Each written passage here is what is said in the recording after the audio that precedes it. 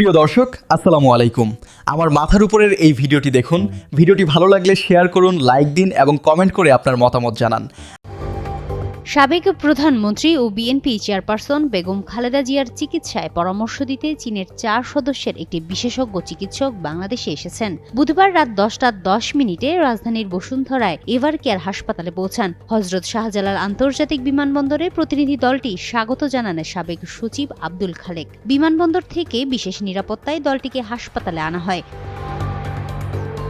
বিএনপির মিডিয়া সেলের সদস্য সাইরুল কবির খান এসব তথ্য জানান। এর আগে বিএনপি চেয়ারপারসন খালেদা জিয়ার চিকিৎসা সহায়তায় যুক্তরাজ্যের বিশেষজ্ঞ চিকিৎসক রিচার্ড বিল ঢাকায় আসেন। বুধবার লন্ডন ক্লিনিকের বিশেষজ্ঞ চিকিৎসক রিচার্ড বিল ঢাকায় নেমে এভার কেয়ার হাসপাতালে যান। এদিকে খালেদা জিয়ার স্বাস্থ্যের বিষয়ে মেডিকেল বোর্ডের এক চিকিৎসক বলেন, ম্যাডামের অবস্থা স্থিতিশীল আছে, কিছুটা রেসপন্স করছেন। চিকিৎসক ও পরিবারের সদস্যরা ডাক দিলে কিছুটা সাড়া দেওয়ার চেষ্টা করছেন, তবে এটাকে আশানুরূপ উন্নতি বলা যাচ্ছে না। তার স্বাস্থ্যের বিভিন্ন প্যারামিটার উঠানামা করছে।